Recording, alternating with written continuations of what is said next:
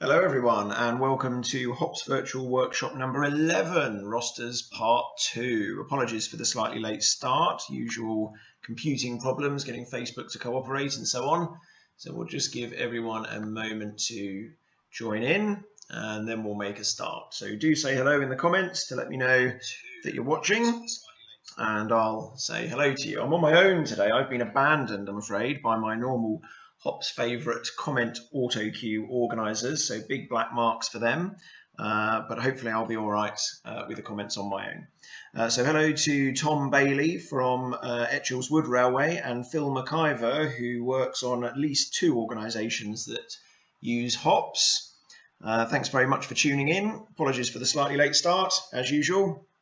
And if you can hear thunder and lightning going on outside, that is because it is storm HOPS outside the window at the moment, and I'm concerned the roof's going to blow off the building any minute. Hello to Alistair Baker from Bressingham. Thank you very much for tuning in. And Alex and Ernest are both watching, but are not here doing the comments for me, unfortunately.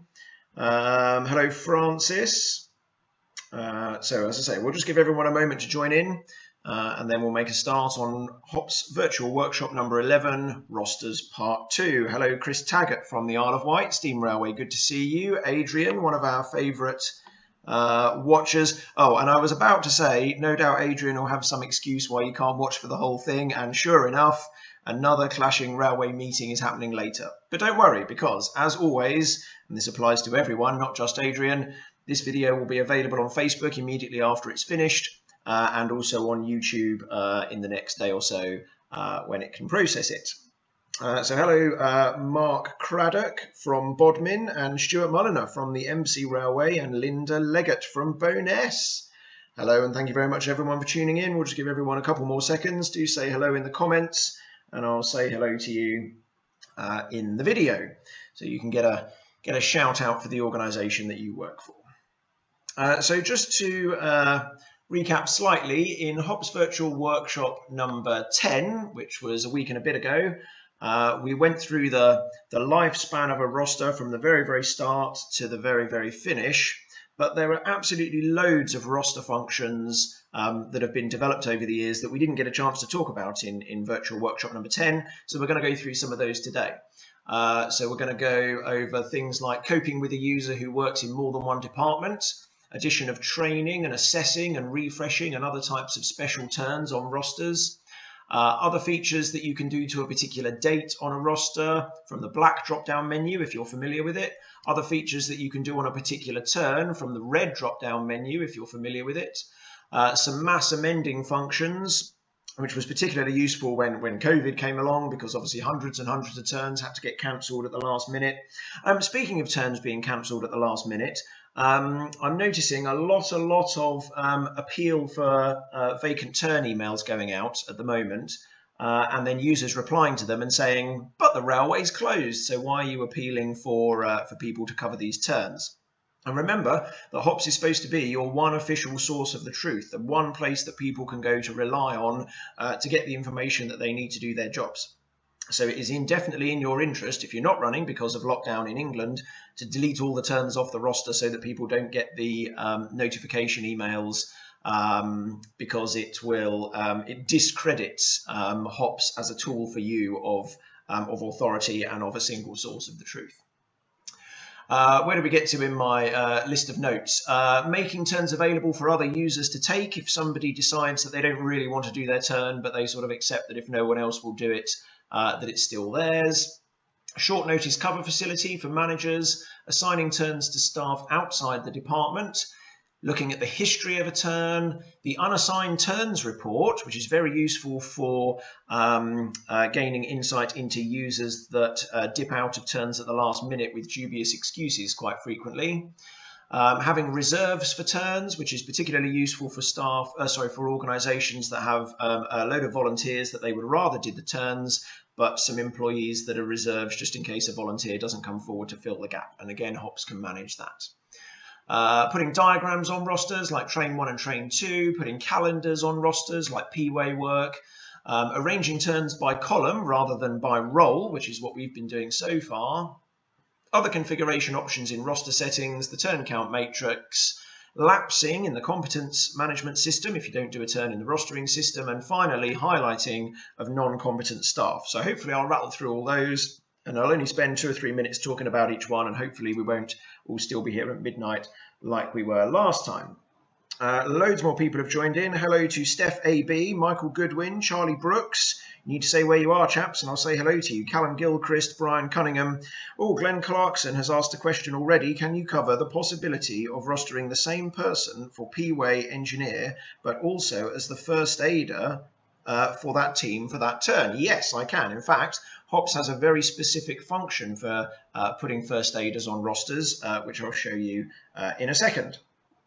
Right, so before we get into all that, I'm just going to do a very quick recap over what we did in HOPS Virtual Workshop number 10, just the lifespan of a roster, and I'll condense it down to a couple of minutes. Although it took me 2 hours to explain it all from first principles, hopefully when you've got all those principles, the normal process in practice of dealing with rosters will be very, very quick. So I use my favorite demo department of Signaman, and I shall go build a new roster, and I'm going to build the new roster for December 2020. So I'll write that in there, and remember that the time period is always the best name for the roster. Anything else is a bit ropey. So I'll pick a start and end date. And of course, if I was to press create now, I'd just get a blank grid, but I'm going to press the automatically insert turns based on the base rosters and the operations calendar button. So if you remember, every color timetable, let's say, has a base timetable, and because HOPS knows which day each color timetable is running, it can take that template and stamp it on each day. But remember that we're not fixed to it. If we actually decide that on this particular day we don't need this turn, we can just delete it off, and it won't affect the template in any way. If you also remember, it can cope with modifiers. So the 3rd of December has an evening dining modifier. That's why it's got this extra turn. And I can still add turns in as well. So I'll just add one in for a period of days from 10 o'clock to 11:15. Save, and there it is, it's appeared there. So I tinker around with the roster as much as I like to meet any circumstances that are different from the normal red, orange, green timetables. Then I make the roster available for people to enter their availability, and I'm just going to go now open and then save. And everyone can now put their availability in. I'll press yes so that everybody in the department gets an email letting them know that availability has opened. A week or so later, I'll come along and I'll press now closed, and I shall stop people from changing their availability. And almost as if I prepared it earlier, there's a load of availability that everyone just put in that 3 seconds. Now, if you remember, I always said I go to the roster first and I insert any turns that I particularly want people to have because they've got assessments coming up, or because they've particularly asked me if they can do those turns. And obviously, if I can do people a favor in order to put them on the days that they want, then I will, because next month I might be asking them for a favor. And then I go to the Functions tab, and I let the auto assign do its thing. You don't have to use auto assign. You can assign all the turns manually if you want to. But as I say, my normal thing is I put in the turns that I particularly want, and then I let auto assign do its thing. And actually, in this case, probably because I have fiddled about with this since the last workshop, it's done absolutely nothing in this case. So unfortunately, because I played around with it too much, and this is actually a new blank roster since everyone put all that availability in, it's not going to get very far at all. But nevertheless, that's the process that I follow. Then I have a look and see what it's done and see if I want to reassign any of the turns to people if I don't like what the auto assign feature has done. And then when I'm ready for everyone else to have a go at to be able to see the roster, I publish the roster here, and then everyone else can see it. Are you sure? Yes. So what took us 2 hours to talk about a couple of weeks ago is actually a very, very quick process. If you remember, the View tab is what people who aren't the roster clerks see. So there it is, with all its click to volunteers and things like that on it that we talked about last time. So let's start with our list of things that we're going to go through. So first of all, coping with a user who works in more than one department. So this might take a little bit of setting up as we go along, but we'll imagine that this chap, Danny Scroggins, works in more than one department. So he already works in signalling. Let's go and find another department that he can work in. I'll open in a new tab.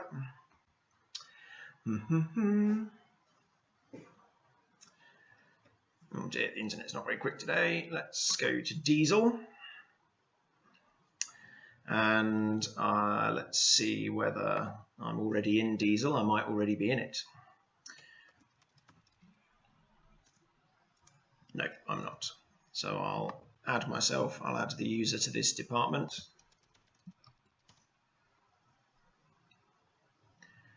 And I'm sure I spotted there that diesel already has a December roster, so that's fortuitous. There it is.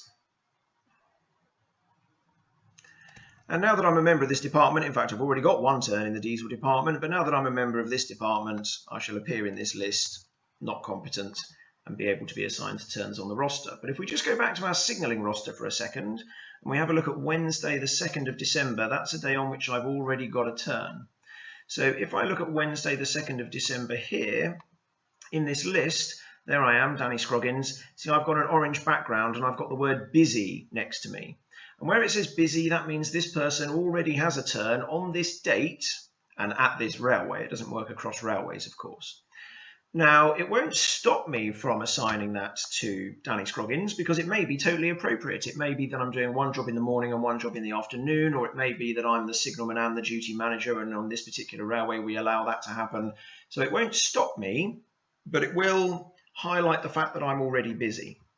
If I was to go to the full assign turn options, and I don't think I showed you this last time, but we looked at quick assign, which is this drop-down list here. If you go full assign turn options, you get the same information but presented in a much more verbose, laid out way. So if you want to see exactly where the calculations have arrived at, how many dates the person's been assigned, how many days they've got left, this is the place to go. And you'll notice, down the bottom here, again, sorry, it's in orange in this case, on this page, because I've already got a turn, I've already got this turn. But you'll notice here are the words busy for the 4 people who already have a turn on that day somewhere else in the organisation. And if you click on the word busy, it'll tell you where that other turn is, or where all of those turns are. So there's the one on diesel that I just gave myself.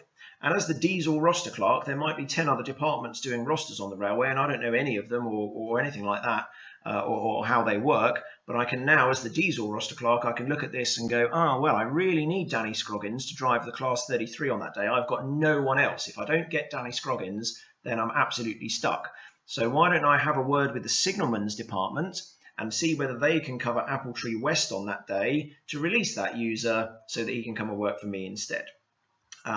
Or I might look at this list and say, oh, well, I want someone to drive the, I'm intending to use this person to drive the Class 33, and the hours might say between 9 and 12, and the other turn might be something that they're doing between 1 and 3, in which case I can go, oh, great, that's absolutely fine, I don't need to worry. So like with everything in HOPS, it's not going to stop you doing it because it may be appropriate for you to do it, but it's certainly going to highlight that this is something to think about. Now, of course, in validation, when I've finished tinkering with the roster and just before I publish it, I forgot to mention that, didn't I? I go to validation, and if I have a look at the number of turns per day, it'll be highlighted in here as well that Danny Scroggins has got 2 turns on this particular day. And if I click on it, again, it'll tell me what those 2 turns are. It's exactly the same page, so I can look and decide whether it's appropriate or whether there's another roster clerk that I need to go and tap up to release that person. So that is how HOPS copes with a user being able to give yes on their availability to more than one department for the same day. It's absolutely fine. And really, I suppose, whichever department manages to roster that person first wins. But we're all here to work together, so maybe it might be necessary for the roster clerks to have a chat and see if they can swap people and cover turns to enable all the turns to be covered. And I'm sure everyone would work together in that respect. Right, let me go back to my signalling roster, and I'll go to the Construct tab. And next on the list of facilities that we are going to talk about today is the addition of training or assessing or refreshing and things like that sort of turns. Now you could just create another turn and put the trainee in that turn. You could create a new turn and give it a competence level requirement of exactly training so that a competent member of staff didn't get rostered to it. But it's a bit of a pain to have to create extra turns everywhere when we want to put trainees on. But don't worry, because we've thought of this as well. So in this red drop-down menu, next to every turn, there's a red drop-down menu. In the red drop-down menu, there's an add to this turn option. And you can add it for any number of reasons. And if you think of a reason that's not in the list, then let me know and I'll add it to the list. But we're going to stick with training. And you select a person in the normal way, the same as you do on any other turn. And when you press OK, the page has to refresh, unfortunately. I haven't quite got around to sorting that out yet. But this additional turn is now linked to the original turn. And I can add another trainee as well if I want. I can add as many trainees as I like, or assessors, or anything like that, all these additional types of turn. But the key thing is that they do recognize that they're hooked on to the main turn. If I have a look on the view, then it'll be there without the menus. There we are, training, Felix Pole, Dean Walton. And if, for example, the main turn had some times, then they would be the times that applied to those additional bolt-on turns as well. When Felix Pole gets his reminder email to say, don't forget you're booked on for these particular hours, it'll be the times of the main turn that I used. And it'll also say who they're working with. And for the person who's holding the main turn, when they get their reminder email, it'll say who they've got as a trainee. Right, let's just have a look at the comments and see how we're getting on. Tom has just asked, Tom, you missed the last workshop. Well, you need to watch it on YouTube. Missed the last workshop due to actual work. How do you allocate or create periods? Right, I shall very quickly show you. It's very easy. When you're editing the turn and you select the period, if you haven't got any or the one that you want isn't there, you just select other and then you write it in. So if you need a new period, that's how you put it in. And then once it's in, it'll be in the list and you can select it next time. Okay, Tom has subsequently written that he did watch the other video, but he couldn't see how to add them. So sorry, Tom, sorry to have leapt to conclusions there, but that is how you do it. There's an other option at the bottom of the period drop-down box. So all sorts of other types of additional turn can be added in this way. So we've got training, rules, research, refresh, exam, inspector, examiner, assessor, pass, visit, relief, assessment, additional, taster. I'm going to jump over reserve and tracker. And they're all things that at some point somebody somewhere has said, oh, this is an additional thing that we roster. You can leave it vacant as well if you like. This is a thing that was sort of found out by accident, that you can leave it vacant if you have a system whereby you put the availability for training on the roster. Maybe it's only certain people that can have training, or maybe that can have trainees, or maybe you only allow trainees on certain days. You can have the training as vacant to show that there is an opportunity for a trainee to go, oh, excuse me, can I have that training turn, please? Every additional turn has a little green drop down next to it. So the red drop down is for the main turn. The green drop down next to every additional turn just allows you to tweak that training turn, change the type of training turn that it is, or reassign it to a different person. And there we go, we see now it's got Felix Pole on it. Now, there's an ongoing, never-ending, and I'm sure it never will end, argument about if somebody's being assessed, for example, should they be shown as the main person with an additional turn for the assessor or inspector, or should the assessor or inspector be in the main turn and the trainee be shown as the additional for example, exam, maybe? Now, my view is always that the person who is officially responsible for the turn goes in the main box. So if you're being assessed for the very first time, the assessor is the person who's signed on in the train register, the person who's actually responsible for the handling of the train, or whatever it is. The assessor is the official person. And the person being assessed, when they first turn up, is not the official person until, of course, at partway through the day they pass out, and then the assessor probably lets them drive for the rest of the day. So I always would say if it's the first time somebody's being assessed, the assessor would be the official owner of the turn, the person who's sort of legally responsible, if you like, and responsible for the actions of the candidate that they're assessing.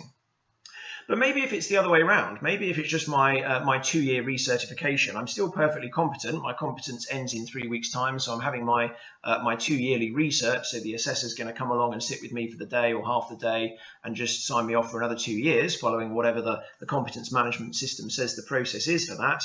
Then I would say in that case, I would expect the candidate to have the main turn and the assessor to be the additional person, because the candidate is competent at the moment. They can be fully officially responsible for the discharge of the responsibilities of that role, and the assessor is just there additionally.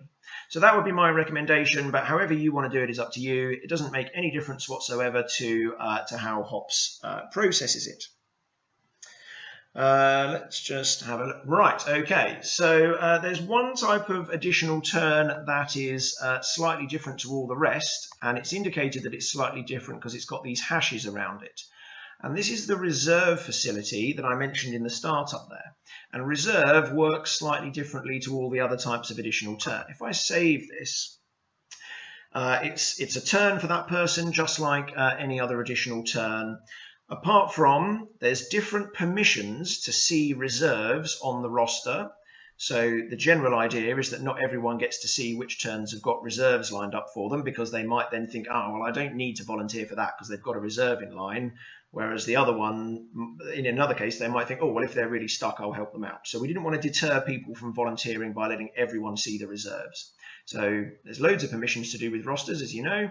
There's a different permission to see the reserves on the roster. A couple of days before that turn comes round, on Thursday the 3rd of December, if the main turn is still vacant, HOPS will automatically move Felix Pole up from the reserve into the main turn and send him an email to say, you know that turn you were the reserve for, well, you're now the actual person doing it. And it'll delete the reserve off the roster and just put Felix Pole's name in the main turn. Sorry, when I said there's separate permissions, the person who is the reserve can always see themselves that they themselves are a reserve.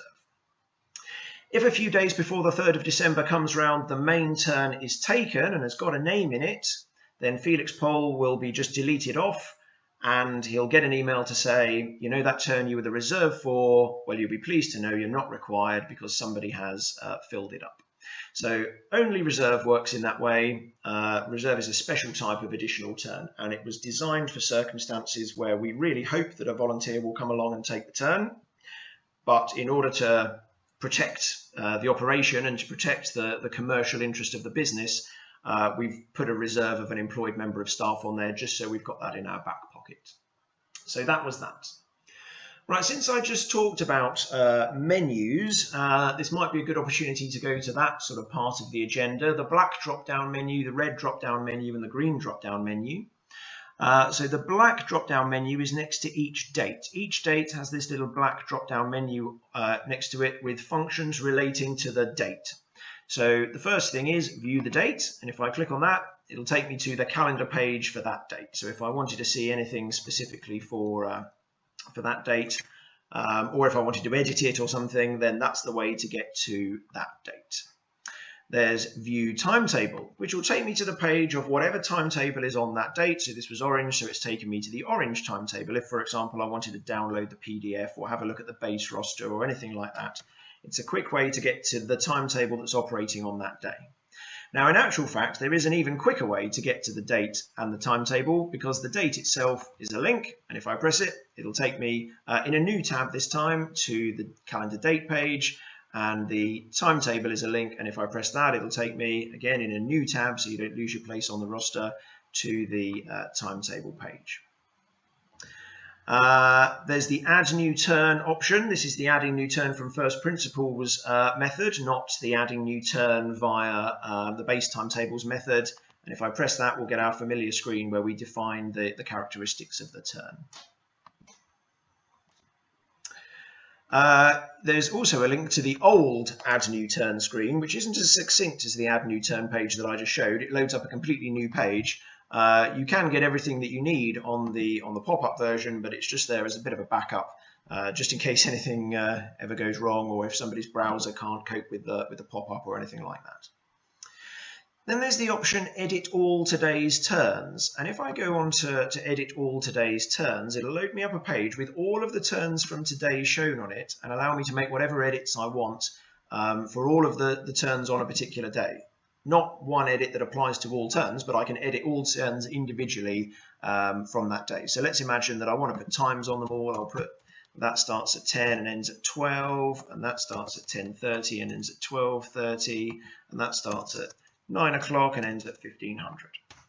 And the characteristics of turns on that page are exactly the same as if I'd edited them by going to the if I'd edited them by going to edit turn, but it just allows me to do all the turns for one day in the same place.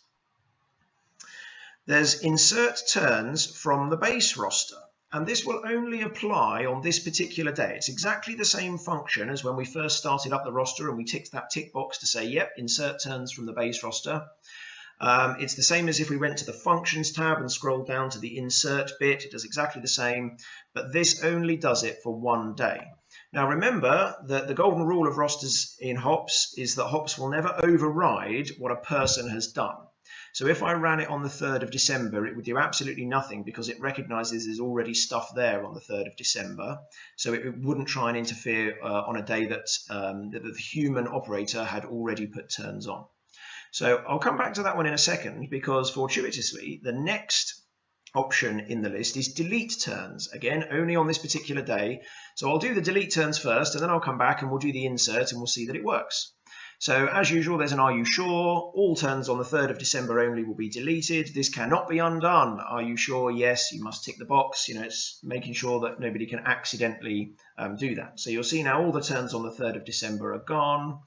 I'll go back to the insert turns from base roster facility and we'll run that and we'll see that they come back as per the base roster. So very similar, turns will be inserted in the base roster based on the templates in the calendar for the 3rd of December only. If you wish to do this for the whole roster, please use roster operations and it will take you to that functions tab in roster operations where you can do it for the whole roster. So there we go, we see on the 3rd of December now, all those turns have come back exactly on the base roster. Of course, they haven't got all the trainees and everything on because they weren't on the base roster. They were ones that I put on manually as I was playing about. Right, I think that's it for the black drop down, but the key thing about the black drop down is it's functions that apply to everything on that particular date. Right, let's have a look at the red drop down. Every turn has a red arrow next to it, a red drop down. Let's see what's on the red drop down. So first of all, there's the edit turns, and this is the old method, very similar to the old method of adding a new turn that we just looked at in the black drop down menu. And there's the new method with the pop-up thing, exactly the same field. Doesn't matter which one you use, but this one is easier. Notice that because the roster has been published, all these editing pages have a big red banner on the top reminding you that the user might well have already seen what the roster showed and might not look at it again. So it's up to you to tell them. In some cases, in fact, I think I might have sold myself short there. Yes, because the roster's been published, there is a send email advising users of the changes option here. The default is to no, but if I pressed it to yes and I did actually make a change, like I changed the time or something like that, then the user would get an email saying this turn has been changed. So it depends on the nature of the change that you're making. If you're making it so that it finishes half an hour earlier, the user's probably not going to mind getting an impersonal email from HOPS telling them that that's happened. But if you're making it so the person's got to stay on for an extra 2 hours, it might be better to do it in the old-fashioned human way rather than them just getting an email letting them know that it's happening to engender a better relationship.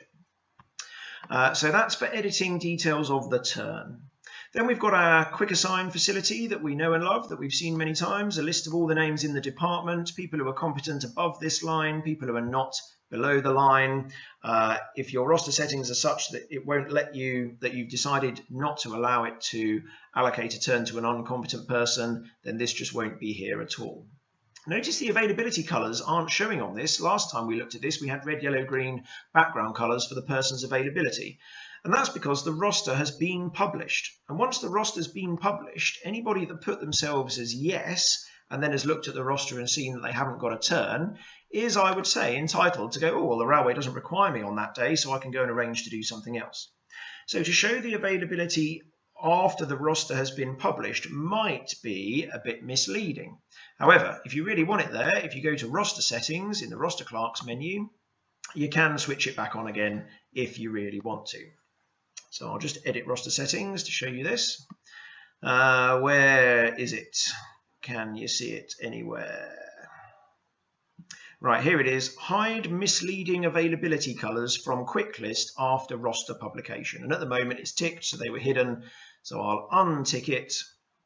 I'll go back to my roster and I'll just refresh. And now I think the colors are back. But obviously beware, as I just said, that because the roster has been published, anybody that you didn't use on a date that they said they were available may well no longer be available. So that's Quick Assign. There's a couple of extra little options here on Quick Assign. I'll talk about Make Available in a little while. I'll talk about Employed now. There's this little diamond symbol that you can make show on rosters next to an employed member of staff. So if you want to be able to see at a glance who's employed and who isn't, then you can select here to either show or not show the diamond, or leave it on auto. And if you leave it on auto, then it'll work out based on whether the person belongs to an employee pool in his profile, and if they do, it'll show the diamond, and if they don't, then it won't. So when I first built this, I thought, oh, well, everybody's either employed or not employed, so we'll just make it look and see whether, HOPS recognizes that that person is an employee or not and show the diamond or not. But then we realized that we had to provide a yes and no, because sometimes people who are employees also come in and volunteer. So it might be, if you're interested in that diamond symbol, you can leave it at auto 99% of the time. The only time it would be necessary to actively set it to yes or no would be if an employed member of staff was coming in and doing a turn as a volunteer and not getting paid, or I guess if somebody who was principally a volunteer was going to come in one day and do something as a paid member of person. So that's what they are. In fact, I'll set it to yes, just so that we can see. And it's assigned for save. Obviously, you're assigning it to the person it's already assigned to, but we press yes.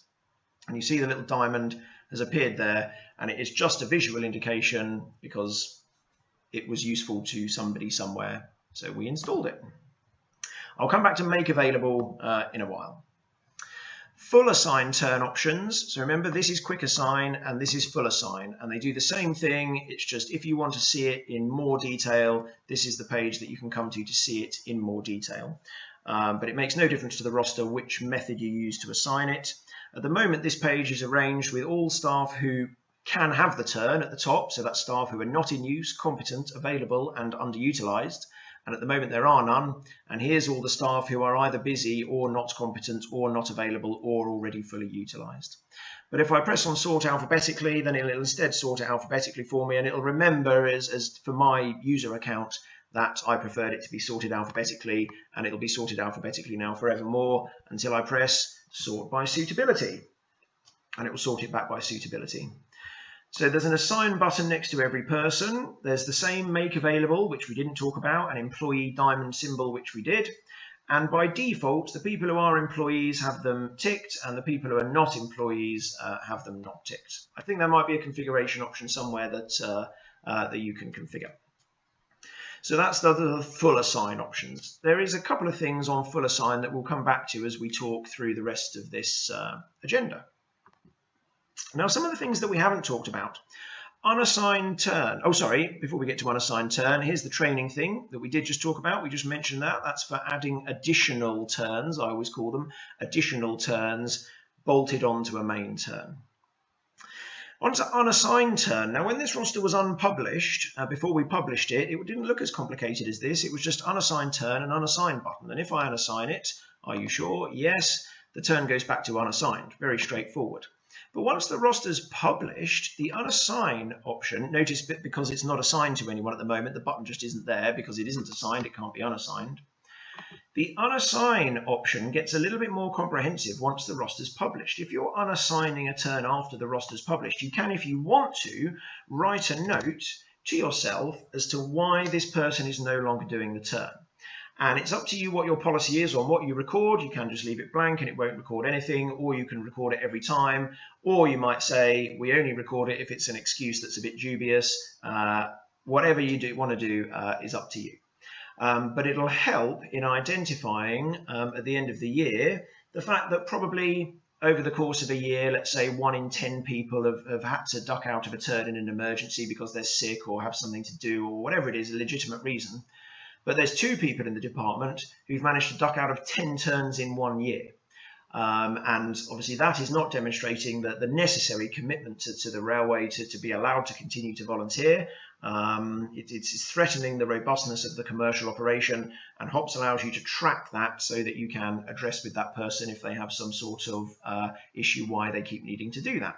So I've typed in the word sick and I'll press unassign. Are you sure? Yes. And it's gone to unassign, but HOPS remembers that that there was a reason for that one. So just to go away from rosters slightly, and I'll quickly talk about the unassigned turns list. In the roster clerks menu is the unassigned turns report. And if I have a look at unassigned turns, broken down by year, here is the number of turns that each person has been unassigned from and a comment was added. So if no comment was added, it doesn't count. So as I say, that's why you might decide that you only add comments in some circumstances. But every time a comment was added, it appears here. So one of these 2 from me for 2020 will be that word sick. And if I click on it, it'll show me the ones that I've done. And interestingly, it's showing me the 2019 one as well. But there's 2 from 2020 there. There's the remark I just made that I was sick. So I'll go back to the unassigned turns report. And obviously anybody, so you can only click obviously on the ones that have an actual number, and it'll tell you which turns they were and what the person's reason was. Now you can also see this in, let's put it back to a person so that we get that unassigned thing back. You can also see this in the next option on this red menu in the turn history. And if I press on turn history, it'll tell me everything that's happened to that turn in its lifetime. And you'll notice that the unassigned remarks are here as well. So going backwards through time, this has all happened today. Obviously, normally the dates might all be different, but this has all happened today. So at 1910, it was inserted into the roster by the auto method, not the manual method, by the user that did it. Whoops, the user that did it here, and whether or not the roster was published at the time. Then it was assigned manually at 1912 to Will Blythe. The roster still wasn't published. Then the roster was published. It puts a record on every turn on the roster at the moment the roster gets published. The reason it says no is because it's whether the roster was published up to that point. So normally this is for if somebody says, oh, that turn had my name on it and now it doesn't. You can say, well, hang on a minute. It didn't have your name on it because we can see the history, or it did, but it was unassigned. It was unpublished. And you've got to recognize that if you've got permission to see unpublished rosters, that unpublished is just draft, which doesn't mean it's binding in any way. Or a person, and in this circumstance, for example, Will Blythe could look at it and say, well, I looked on Tuesday and it had my name on it then. And you could say, well, no, it doesn't, because on Wednesday the 11th at 1937, it was assigned manually to Danny Scroggins. So it is just a good little record of everything that's happened to the turn in its life, just in case you need to go back and have a look or settle any sort of dispute. Obviously, once the roster's published, the publish tag goes to yes. If it was unpublished, it would go back to no. And the hours, there are no hours on this one, but the hours show what the hours were at the time the record was made. So if we did change the hours of the turn through its life, that column would show what it was at the time the record was made. Whereas all this stuff up the top is what it is at the moment. This is the turn that you're looking at. Now, obviously, HOPS keeps a lot of records, and a lot of those records are available to you to look at via the website, like turn history. Occasionally, HOPS is asked to provide evidence for inquiries. If a railway is conducting some sort of inquiry, and there could be the possibility of evidence being gained from what happened in HOPS, or who was shown in what turn and what their competence was at the time. That's the sort of place we get that information from. Even if the turn is deleted, the turn history still remains and we can get it back. I'm pleased to say, I guess, that over the course of the last few years, there have been a number of occasions where we've had to do some forensic analysis on the history of a roster to see who was in which position at which time in order to provide that evidence to the railway. And of course, the great thing about HOPS is that you cannot fiddle that information no matter how hard you try. And I'm quite happy to stand up and say, no, I haven't fiddled it either. I'm independent, and this is what the evidence suggests. Anyway, so turn history, everything that's happened to the turn in its lifetime. And lastly, on this red drop-down box of functions that apply to the turn is the delete this turn button. So if I press this, I'll get an are you sure? And if I press OK, it's gone. And that's the end of that. As I said a second ago, lots of history evidence still remains, but as far as the roster is concerned to everyone else, the turn has gone. So I think that's it for the red menu. Red menu, just to remind you then, is all of the functions that apply to that one turn. There is a green menu as well. We've lost it because we deleted the turn that it applied to, but if I put an additional person on a turn, they get a green menu, and every additional turn gets a green menu. And the only things I can edit in the green menu is what type of additional turn it is, who it's assigned to, or remove. I can't edit the time or the period or the role or anything like that, because a key property of an additional turn is that it just follows the main turn in every respect except who's going to be doing it and what type of additional turn it is. So if I wanted Lionel to come in at a different time, he's got to come in at the same time as the main turn. If I want him to come in at a different time, I've got to adjust the turns on the times on the main turn. And in every circumstance that I've ever come across, that's been satisfactory. So they're the three key menus: the black menu on the dates, the red menu on the turn, and the green menu on additional turns.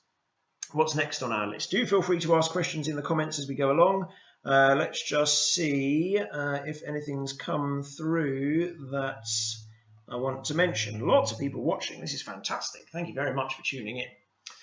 Right, next on the list, mass amending functions. So there are several functions here for mass amending of turns, and one of them I showed you last time, tick box mode. If we go into tick box mode, I can do all sorts of things to loads of turns all at the same time. But unlike that page that we saw a second ago where I was editing all the turns on a particular day and I could make different edits to each one, with tick box mode I'm making the same edits to each turn.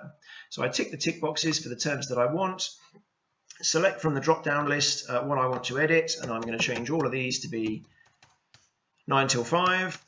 And I'll press save. Are you sure? Yes. And they'll all be changed to be 9 till 5, or 10 till 5, sorry.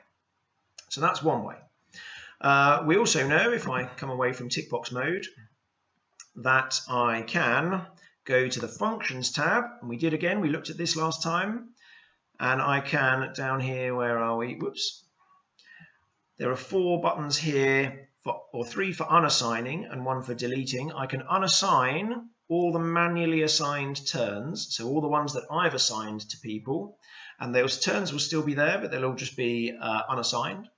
I can unassign all the automatically assigned ones, which, as I said, was very useful if you run the auto assign feature and then you don't like anything that it's done. You can come here and do the unassign, and it will only undo what it did. Or I can unassign both the manually and the automatically assigned turns. And in all 3 cases, you get a nice big red message to say, are you sure? And I'll press yes. And it's going to, what did I press? Unassign all the turns on the roster, all the manually and automatically assigned ones. So they've all gone to unassigned again now. I've also got a delete. If I really wanted to delete all the turns off the roster, I can do, and we'll press that in a minute. But the third thing here is for deleting the roster period altogether, just completely throwing the file in the bin, notwithstanding, as I said, all the history that survives. But at the moment, I can't delete the roster. I can't delete a roster while it's still got turns on it. So I'll have to delete all the turns before it'll allow me to delete the roster. And we just saw I could go to the red menu on each turn and go delete turn. I could go to tick box mode and spend ages ticking them all and then go delete. Or I can go delete all turns from the roster. It'll give me the world's biggest are you sure? And I'll press yes. And then all the turns will be deleted. And if I go and have a look at the construct tab again, whoops. We'll find, hopefully, no turns at all on the roster because I just deleted them all.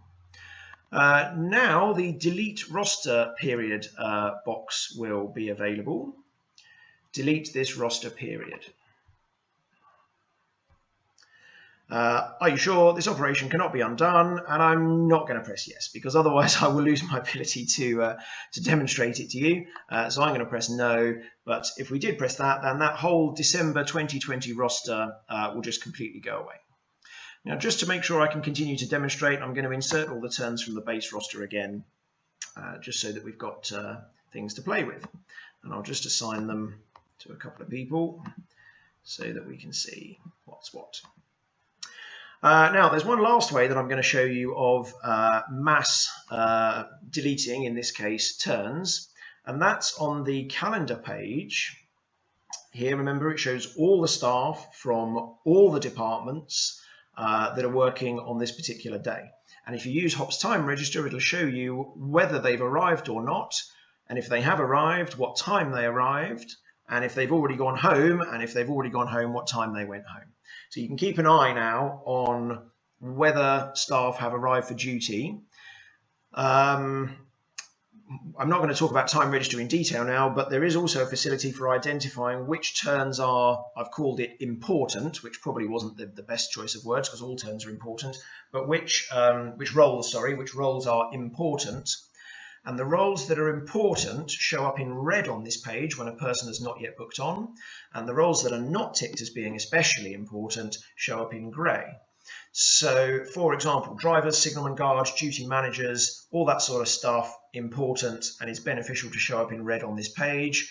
But gardening, labouring, all that stuff that is important, of course, but isn't time critical to the operation of the railway and its commercial position, show up in grey.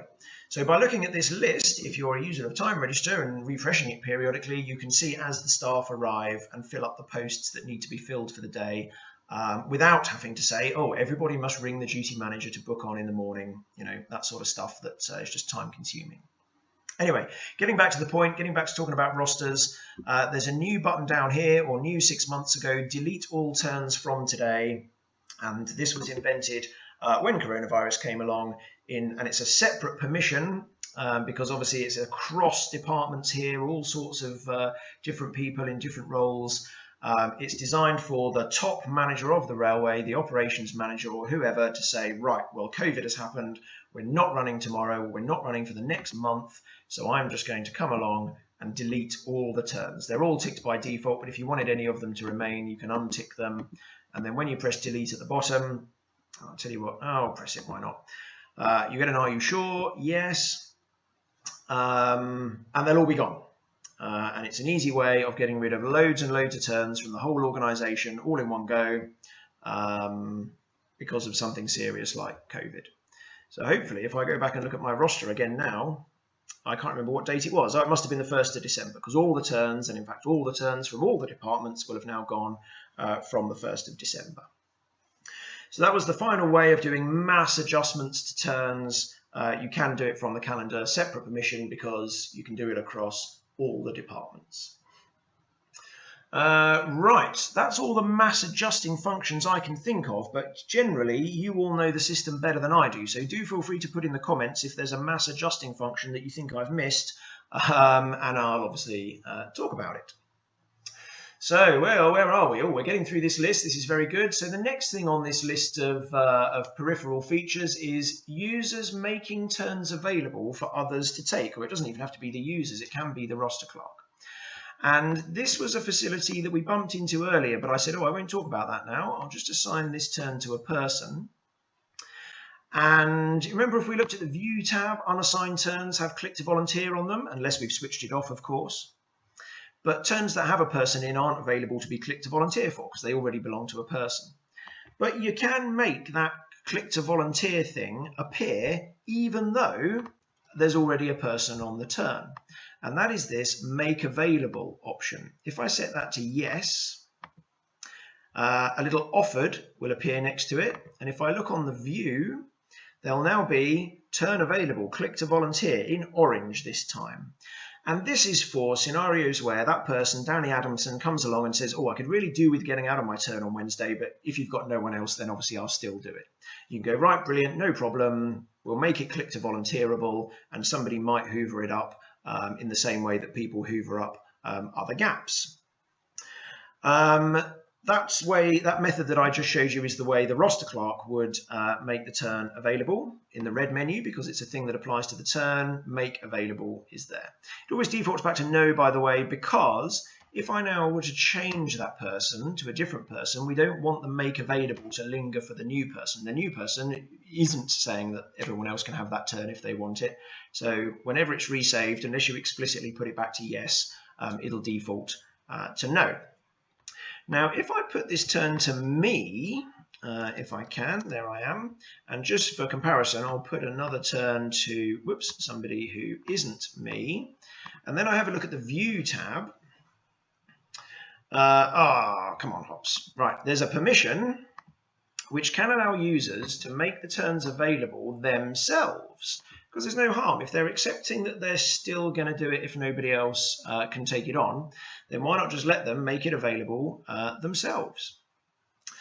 Incidentally, this isn't a suitable tool for when somebody says, I've got to go to the hospital on Tuesday, so no matter what happens, I will not be doing my turn.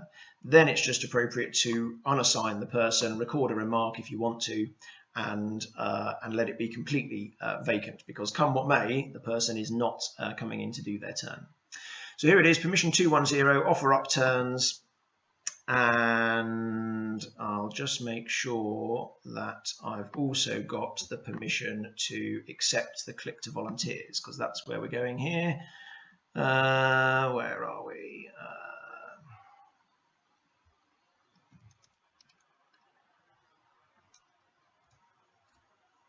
It's just the same. Okay, right. Right, okay, so permissions updating. Obviously no need to press refresh permissions anymore, you'll be pleased to know. If I refresh the roster now with my new permissions.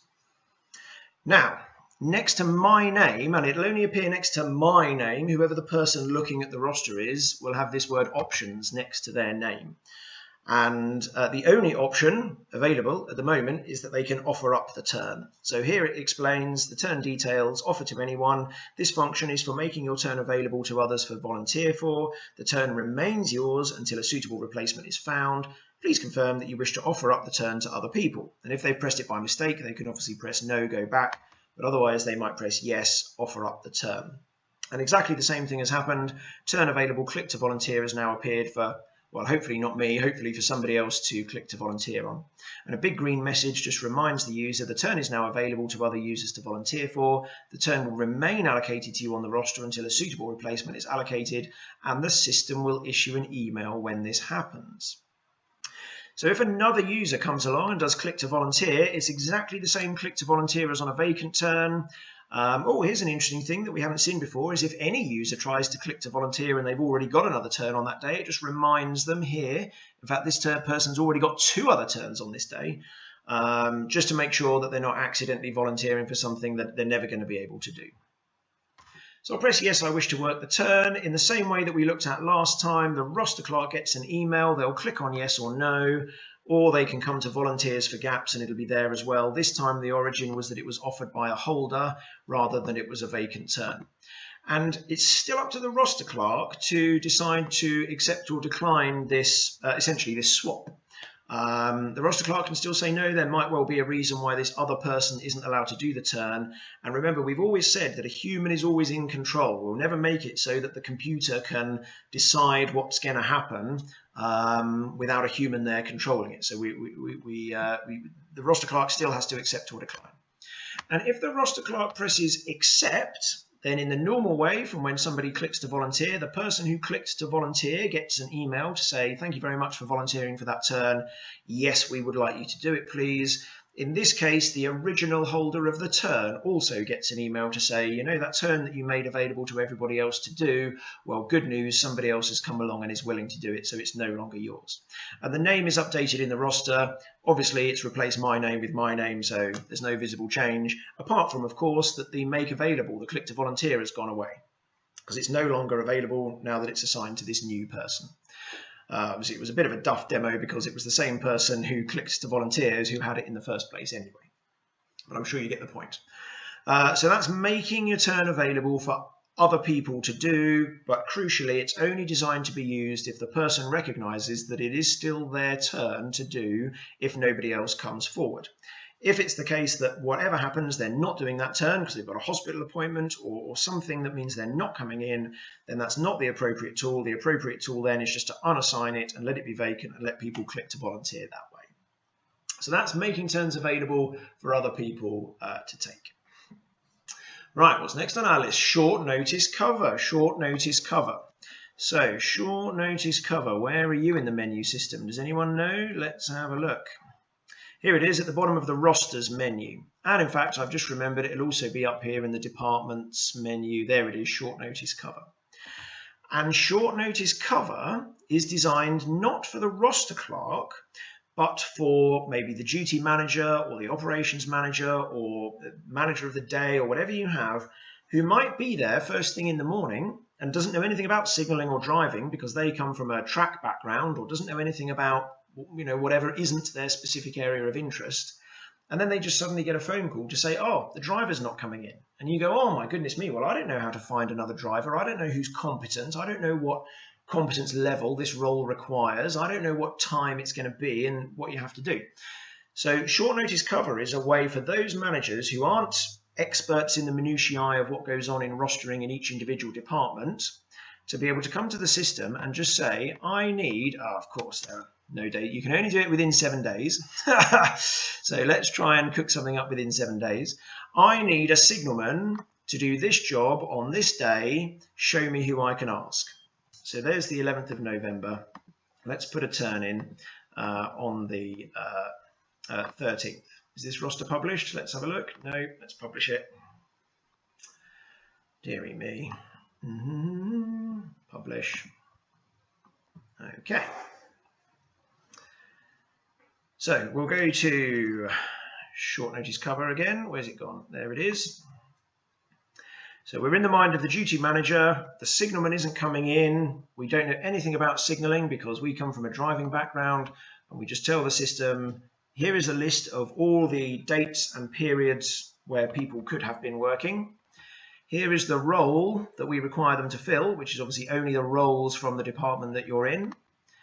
And if I press go, it'll present me with a list, which in this case is not going to be very exciting, but it's got all the people in the department, whether they're competent for this particular role that you have specified, what their availability was when they put it in the first place, recognizing that they might not have held on to that availability just because somebody was available earlier, a month ago when the roster was being constructed, doesn't necessarily mean they're still available now, but it might be a clue to ask the people who were green, probably more likely to be available than the people who were red. The next column, turns, is how many turns the user has got in the roster divided by how many turns they said they wanted. So at the moment it's all 0, 0. Sorry, this is a terrible example. But if a person said they wanted 4 and they'd already got 3, then that would show 3/4 because they've got 3 out of 4. And again, it's just as a hint to the manager to go, well, if there's somebody there who's already on 5 out of 4, which means they said they wanted 4 and somebody's twisted their arm already to do a 5th, that's probably not a brilliant person to ask, whereas if there's somebody on there who's 1 out of 4, they wanted to work 4 days and we only gave them 1, they'll probably love the opportunity to work another day. So it's all just clues to help you find the person who might be the best person to do it. And their telephone number. And even though the user might well not have put in their address, if it's a recognised dialing code in the United Kingdom, HOPS will be able to tell you where it is. So if you're a railway in Swindon, somebody with a Swindon dialing code presumably lives somewhere nearby, but it's no point at 5 to 9 ringing somebody who lives in Bedford to come in for a 9 o'clock start, or not first anyway. It might be worth ringing them once you've exhausted the people who live nearby. So short notice cover, not designed for roster clerks at all, designed for other managers who need quick access to information to cover turns, well, at short notice, the clue's in the title. So that's the short notice cover facility, designed to be for the permissions to be given to the duty managers and roles like that. Right, don't forget, you can ask questions in the comments if you want to, or if I'm absolutely blowing all your heads off and you want me to slow down, then feel free to tell me. Right, next on the list, assigning turns to staff outside the department. Assigning turns to staff outside the department. Let's go back to the roster. Now, if we think all the way back to, what was it, workshop number 3 or workshop number 4, when we talked about competence, we remember that in order to be competent, you have to be in the department. So you can't do it in HOPS. You can't have a competence in Appletree East if you're not a member of the department in which Appletree East lives, which in this case is Signalman. So the first thing that we're saying goodbye to, if we're going to roster turns to staff outside the department, is any link to competence whatsoever. So it's not really an appropriate tool for signalmen, drivers, guards, duty managers, that sort of thing. It's an absolutely brilliant tool for if at this time of year you're putting together a roster for Santa's helpers and you don't really want to go to all the faff of creating a whole department over it, or sorry, you'll have to create a department, but you don't want to go to all the faff of adding loads of users in. What you really want is for everyone on the railway to club together and hopefully do a turn each. But it would be a bit of a pain if we had to add everyone on the railway to a department in order to do that. So in roster settings, which I'll open in a new tab, whoops. In roster settings, there is an option to allow you to roster staff outside the department. Edit roster settings. Tra-la-la. Right, here it is. Staff from outside the department, and at the moment it's set to cannot be assigned to turns nor volunteer to fill vacancies. The other options that you get is can be assigned to turns but can't volunteer, or can be assigned to turns and can volunteer. So depending on the nature of what you're trying to roster and whether you want people outside the department to be able to volunteer or not, you can pick the appropriate option. And I'll press save. Now, if I wanted to assign this turn to somebody, at the moment, in as far as what I've told you, I'll have to go to full assign options. It won't be in the quick assign list. If I go to full assign options, and then I go down to the very bottom, here is assigned to a member outside the department, and there's everybody else in the entire organisation who doesn't belong in the department. And all you've got is their name. There cannot be any more information about them because we can't possibly have collected their availability because they're not in the department. They can't have any competence because they're not in the department. They can't be how many turns they said they wanted because we didn't collect their availability because they're not in the department. So I'll assign it to somebody who's outside the department. Okay, and there we go.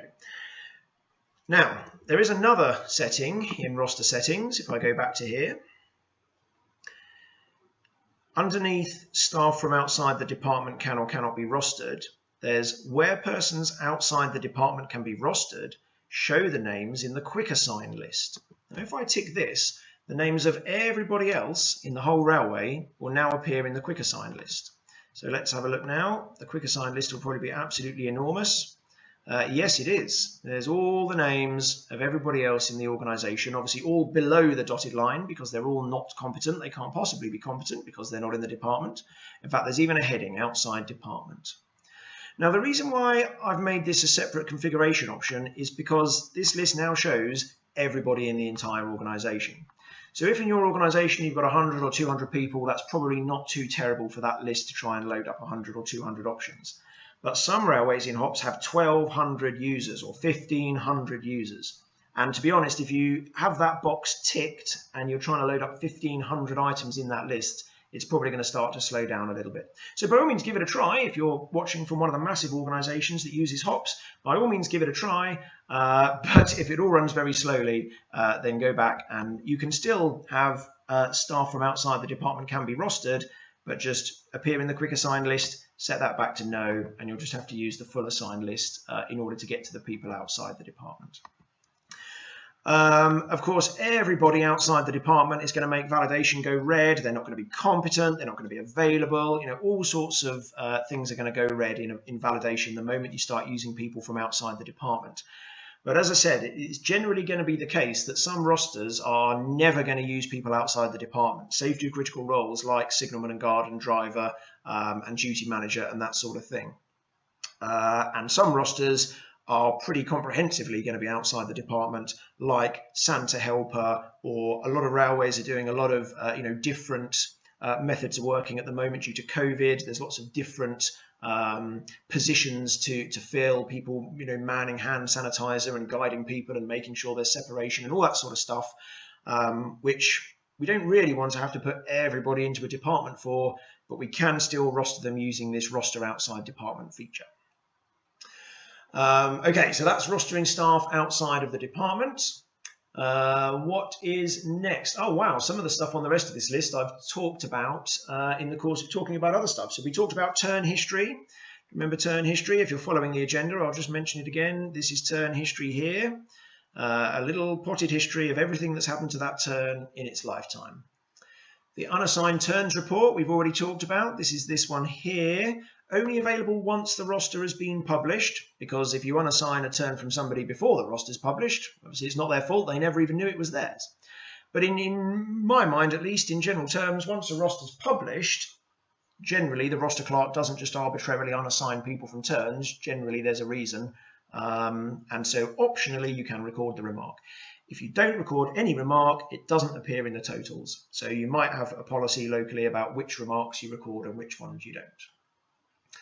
I talked about assigning reserves to turns. Reserves is just another type of a special type of additional turn, and it's got the hashes on it just to remind you this is a separate special type of turn.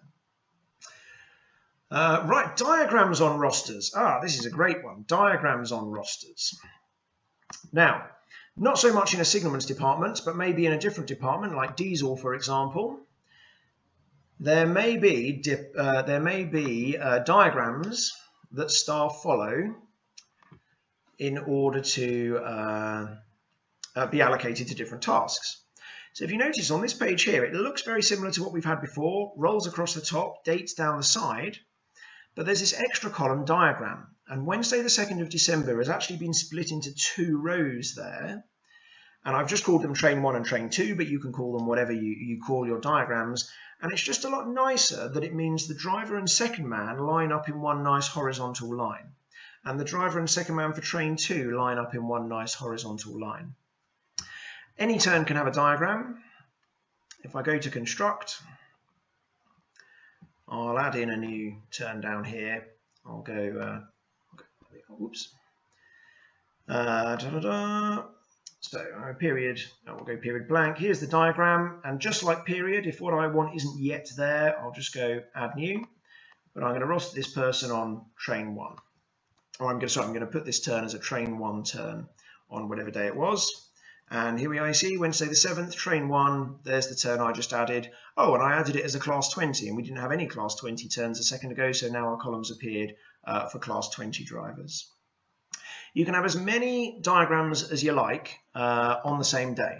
And that's why diagrams go down the page so that it doesn't matter whether you have 1 or 10, we're not wasting loads of space.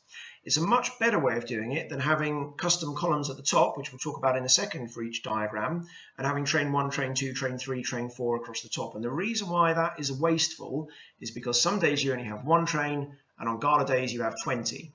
So in order to have 20 columns just for the gala day, 19 of those columns are going to be wasted on every other day. So use HOPS in the way it was designed, have diagrams going down the page, and at the moment at least the rolls across the top.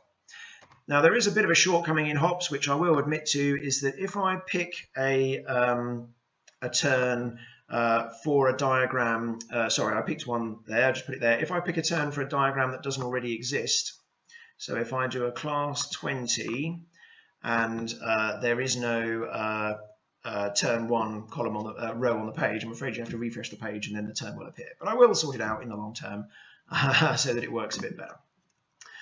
Now, very much like periods, it's better to either always have diagrams or never have diagrams, just like we always have periods or we never have periods.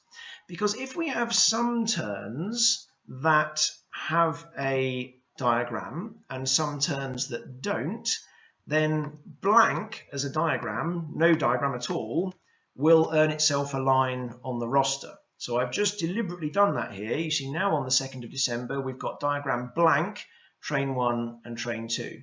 And obviously that's not very good. It's a bit confusing. What does blank mean? I don't really understand. So it's better if we can to either always use diagrams, such as in loco departments, or never use diagrams, such as in signaling departments. And I'm pretty sure, yeah, here in roster settings, just like you can enforce the selection of a period, you can enforce the selection of a diagram. So if you decide, yep, we are using diagrams in the diesel department, even if there's only 1 train, we'll call it train 1, then you can, by having that setting at yes, you can make sure that you never accidentally forget to specify a diagram. Turn will move on refresh. There at least I provided you with a little reminder that the turn will move when you refresh. Sorry that the arrangement of horizontal rows for diagrams is not 100% fantastic when the roster clerk adds and removes turns. It doesn't make any difference to the user themselves. When they see it on the view page, obviously they don't have the menu options. There's train 1, train 2, and on the 4th and the 7th we've only got a train 1, so there's train 1 there. So that's diagrams. You can use it for anything that you like, where you want to align people horizontally in rows within a particular date. And it's much nicer if you imagine we had 4 class 20 drivers on train 1 and 4 class 33 drivers on train 2, they will all still stick within their cells. Whereas if we didn't split them up into diagrams, it would go 1, 2, 3, 4 down the page on class 20, 1 class 33, and then 4 on train 2, and it just all wouldn't match together, and you'd have to sort of look and try and work out who you were working with, or who was your, the person that you need to find, all that sort of stuff. So just to show that in the normal way, you can have loads of turns on the same. Let's go class 33. If I do a repeat of 6, remember down the bottom here, I don't remember if I talked about this last time, if you put a number in the repeat box, it'll just put that many turns in of the exact specification that you've just added. So no matter how many turns there are in each box, they'll always fit in the same box, they'll always be nicely aligned. Train 1 will always be a line of train 1, train 2 will always be a line of train 2. You can use whatever diagrams you like, you can call them 1, 2, 3, ABC, red, yellow, green, blue, whatever works for you. The one thing you can't do is change the order. They go in alphabetical order by default. If you want a different order, let me know, and I will sort them into a different order for you. So that is diagrams. Next on the list is calendars on rosters. Right, let's look at calendars on rosters. Now remember, in the operations calendar, there's this thing called calendar organization. I'll open it in a new tab, which is different layers of the calendar that you want to have. The main layer of the calendar, of course, is the operating calendar, which color timetables are going to be operating on which particular days. But you can have any number of layers of calendar that you want. Different type of work activities, meeting room bookings, anything that is a calendar you can use. So we're going to look at this P-Way activities calendar. So first of all, we'll just have a quick look at the calendar. It works just like any other calendar. There's probably absolutely nothing in it. No, there isn't. So I'll go add new, and I'll add something in for one of those days in December that is within the range of that roster. So we'll go the 2nd of December. Headline, working at the station. And I could put in some detail, sleepering and oiling fish plate bulbs. So it might be a nice little tool whereby the P-Way can record in what work they're going to be doing so that the railway knows, and so that any volunteer that wants to come and volunteer can see what work is going to go on. Whatever you want to use it for is fine, but crucially it can appear on rosters as well. So if we go back to the list of subjects, and I'll just pretend that I remember exactly how this works. Right, sorry, this isn't where it works, but it's worth looking at this anyway. In the edit calendar subject, you can specify whether it always appears on the daily operation sheet, it never appears, or it appears when there is something to say. You can also specify whether or not it appears on the group bookings calendar. But nothing to do with rosters. Sorry, I went the wrong way. We'll go back to the diesel roster that we were on, and we'll have a look in roster settings instead, which probably is a bit more promising. So roster clerks, roster settings. And let's see what we can find. Right, here we are, calendar organization subjects. There's a list of all the calendar organization subjects. And remember, roster settings is per department, so I'm only in the roster settings for the diesel department here. I shall tick P-Way activities. And when it saves, I'll go back and have a look at the roster again. Let's have a look and see what it looks like. View.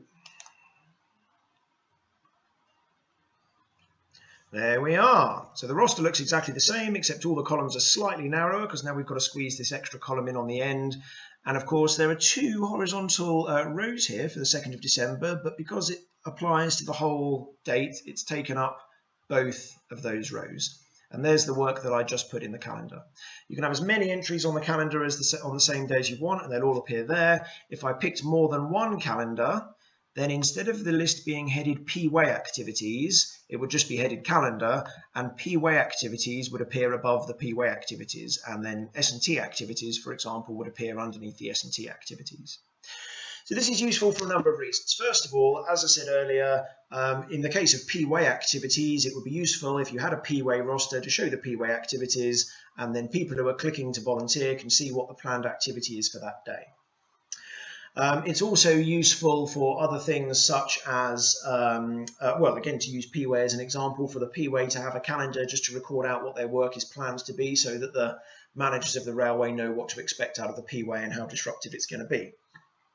It is not, underline, it is not designed to go on drivers' rosters, in fact, exactly like I've done here, so that drivers can see where the P-Way are going to be working, because that is leading the witness, isn't it? That's misleading somebody to not be looking out all of the time, expecting to find the P-Way round absolutely every corner. Please don't try and use it for that purpose. Other things that I've seen it used for is before we had the asset management system, a couple of organisations put their loco allocations in a calendar and then made it appear there nicely on the roster. Obviously, there are now better ways of doing that in the asset management system, but if you're not using asset management, then that is using a calendar is a good way of achieving a similar thing. Now I know what you're probably going to ask is, why doesn't it show up on the construct tab? And the only reason is I haven't sort of got around to it yet, but one day I'll get around to it to make exactly the same calendar appear on the construct tab for the benefit of the roster clerk. So that's organisation calendars on rosters. If I just go back to the calendar and I edit this this entry, and if I make it so that it's not one day only, so it's got a start date and an end date, and I'll make it end on the 8th, and I'll go for absolutely the most complicated thing I can think of. So we'll put some times in as well. It's 10 o'clock till 12 o'clock. It's not on Mondays or Tuesdays, and I'll press save.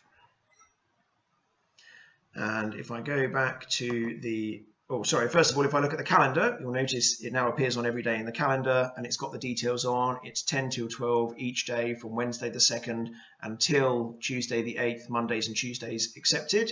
And that's why, even though it goes until the 8th, it's not showing on the 7th or the 8th, because it's Mondays and Tuesdays accepted. If I refresh the roster, the same thing will happen here. It's appeared on every relevant day in the roster. If the roster otherwise wasn't going to bother showing that day because there are no turns on it in this department, it still won't show it. But on all the dates that the roster is showing, the calendars that you've selected will appear along the side, only on the days that they apply to. Okay, calendars on rosters. Any queries or questions, do feel free to ask in the comments, and I'll do my best to answer them. Right, arranging columns by column per role or custom column. Yes, okay, right. This is not a pretty tool, to be honest. This is something that I prefer, and I think it's better to have the rosters arranged in the way that we've got them here, in the way that we've arranged them, with the roles along the top and the dates down the side. Now, just before I get into custom columns, I'll do everything I can to dissuade you from using them. If we imagine the diesel roster that's in front of us, we might have 10 different classes of loco. And it's probably not brilliant to have 10 columns on the roster, especially if we only run one diesel loco a day, because 9 of those columns are going to be blank on every day. And it's just going to be a very, very wide page with lots and lots of blank space. So the first thing we can do is we can combine columns. And we can say, right, well, let's combine all the driver traction columns into one column, because we generally only have one person per day doing that thing. So here in roster settings, edit roster settings. If I scroll down a little bit, here's all the roles. Oh, look, it still says positions. That's a bit out of date, isn't it? Here's all the roles. And at the moment, each one stands alone. But what I'm going to do is I'm going to change the first driver role. Doesn't matter how many there are. The first driver one, so in this case it's the first one in the list, and I'm going to say starts a group called drivers.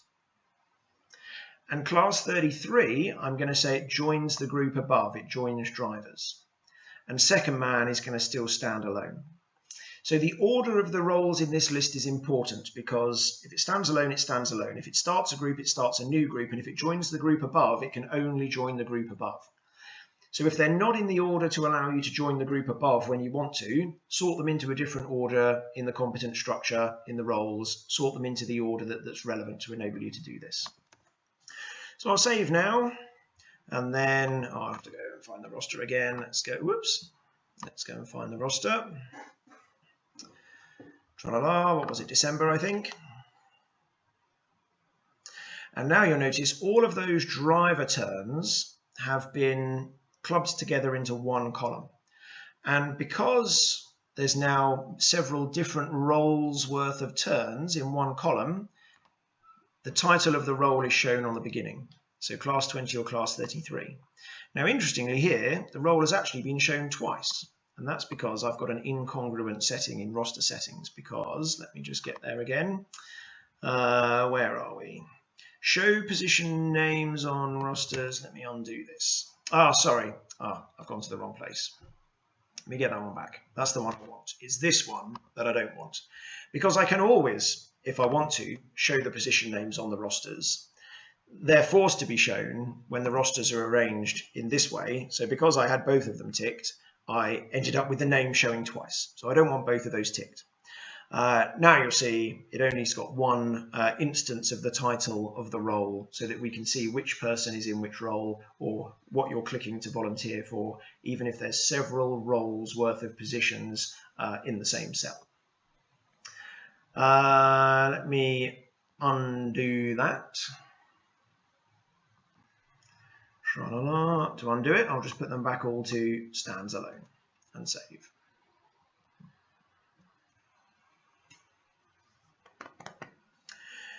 There we go, we're back to how we were. Now, I'll finally talk about custom columns, which again are in the roster settings.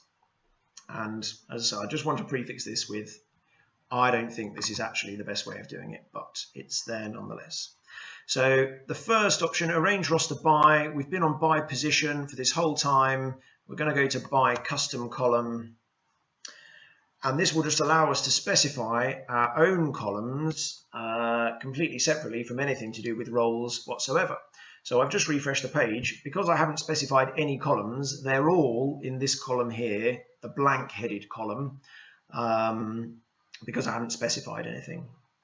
Now, I'm not going to I wonder if tick box mode allows me to specify a column. That would be helpful if it did, but it doesn't, so I'll have to do, sorry, I have to not do it by tick box mode. I think the fact that nobody's asked for that suggests that not many people use custom columns. Right, here's the columns. So from a previous demo, I've already put in a column called Danny and a column called Freddie. I'll put in another column called Samuel, just for whatever you want that's not already in HOPS. You can specify your own columns, and then you just have to specify for each individual turn which column you want it to appear in.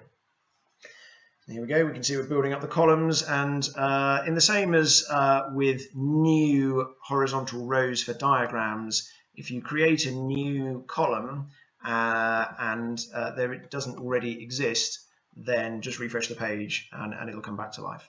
But I don't know if you saw there, I'll do it again with this one, Ali Baker. I'll move him over into the Samuel column, and you'll see that in theory at least, it should just jump across, there we go, like that, without you having to do anything.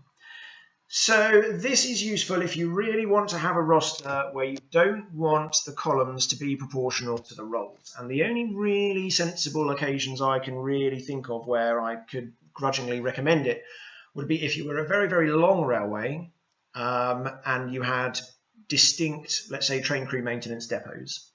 So it doesn't matter whether you're a driver or a fireman or a guard or whatever, you can still have the diagrams, train 1 and train 2, but you could have a column for one of your depots and a column for another one of the depots, because that is a nice intuitive way of grouping the staff together on the roster. So if you are the West Somerset, for example, you could have a column for Minehead and a column for Bishop's Lydiard. Or if you are the Festiniog and Welsh Highland, you might have a column for Dinas and a column for Porthmadog and a column for Boston Lodge. However you want to arrange it is up to you, but I would, if you can, think really carefully before you go into custom columns, because I don't think it's the best way of doing things. And also it means you've got to do an extra click every time, because every turn will have to fit in a column somewhere in order to specify what column you want this turn to be in. So I'm going to set it back to the proper way, arranging the columns by role, which if you haven't worked out by now is the way I prefer to do it. So there you go. But I have shown you now at least that in roster settings you can dispense completely with columns being based on the roles and instead have the columns just based on whatever you want. Grouping of columns is brilliant. I think that's a fantastic way of achieving a sensible looking roster. For example, having all the different classes of diesel driver all in one column before you have to get into custom columns. Bear in mind, of course, if you're going to play with any of this, that roster settings applies to the department, not to the individual roster. So if you change something, it changes it to all the rosters in the department. If it doesn't apply across the railway, so if you want to make a change across the whole railway, you've got to go to roster settings in each department and make it there. If this presents you with a problem, like you've been doing rosters in one particular way for years and years and years, and now you've watched this video, you think, oh my goodness, we've been doing it the wrong way, we should be doing it a much better way, and you want to change, but making that change now is going to ruin what you've already got, then give me a ring or send me an email and we'll find an appropriate way forward. Where there's a will, there's a way. Right, last few things then. Other configuration options in roster settings. So we've been to roster settings a few times now. Let's see what other configuration options there are that we haven't yet talked about.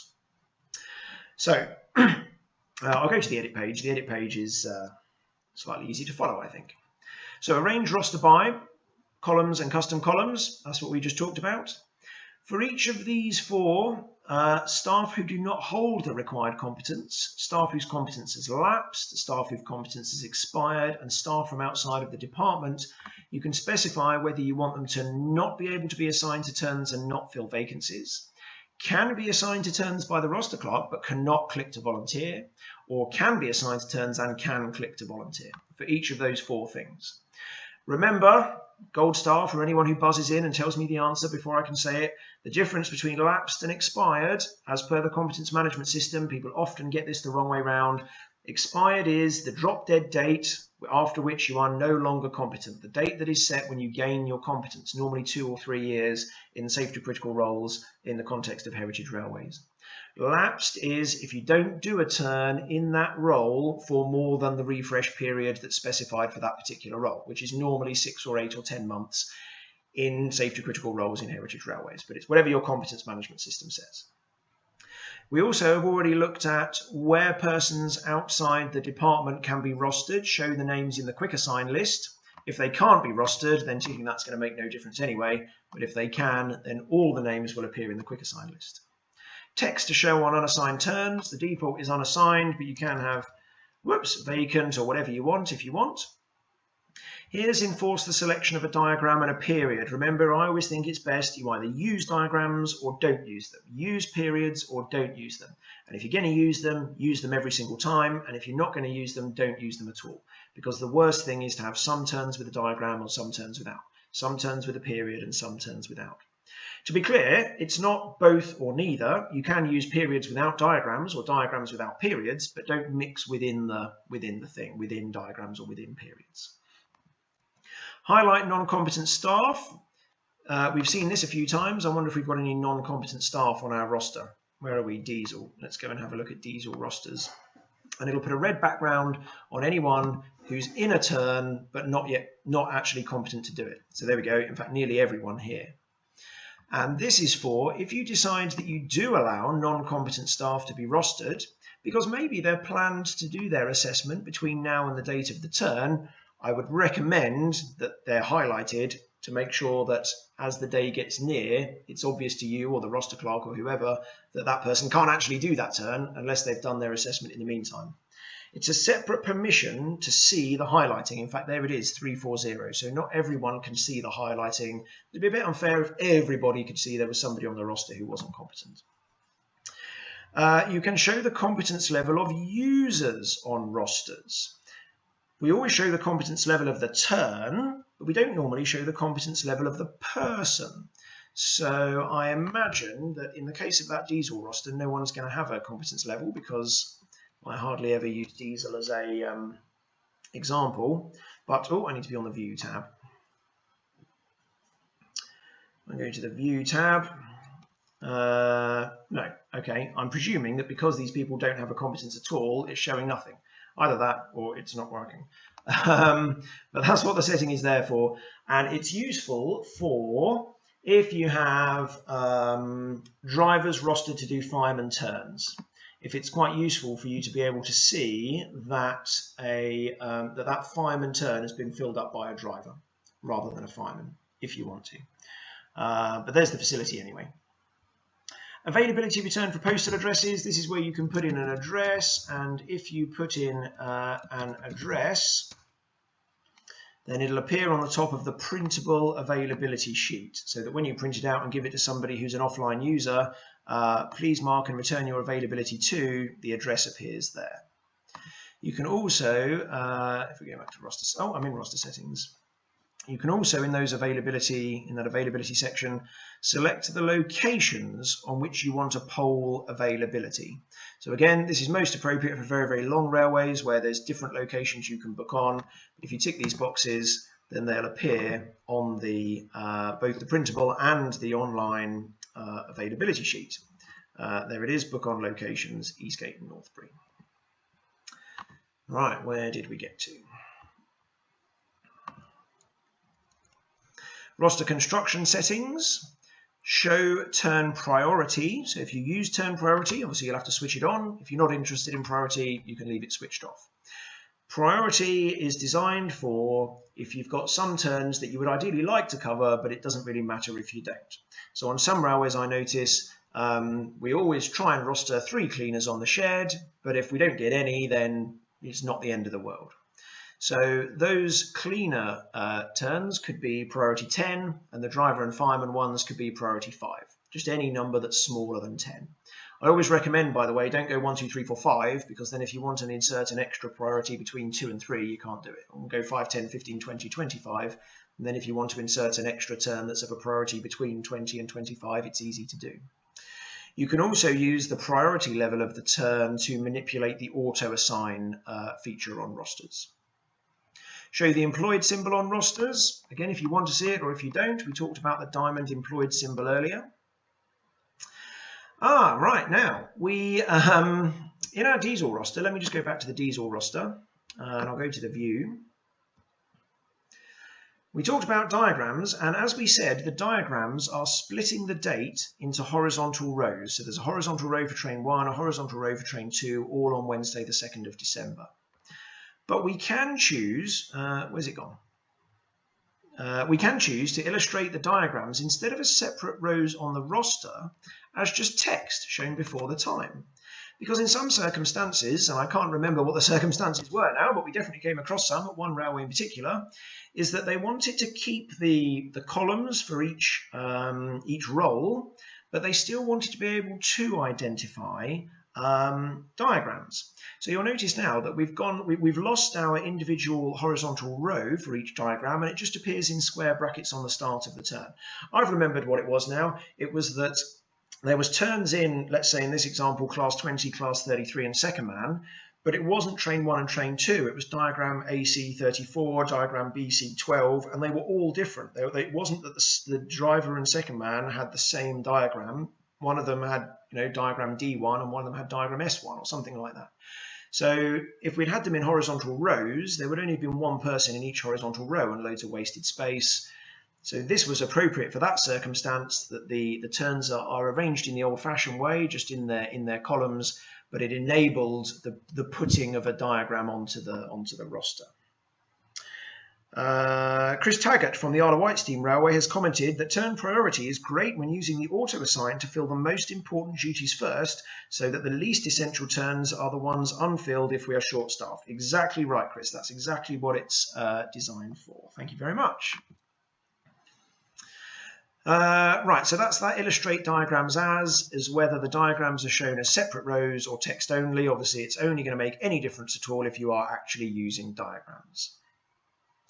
Default competence level for new turns, I would say qualified in the case of this department is a much more appropriate default competence level than competence withdrawn. If I go to the construct tab and if I add a new turn, it now defaults to qualified. If it had defaulted to competence withdrawn, every turn I'd have had to go here and click on qualified. But now I've set that roster setting. In fact, now I've set that roster setting, if I want to add a new turn, I can just go add new turn, save, and I haven't had to change any of the settings because they're all defaulted to what I wanted. So that's made life a little bit easier.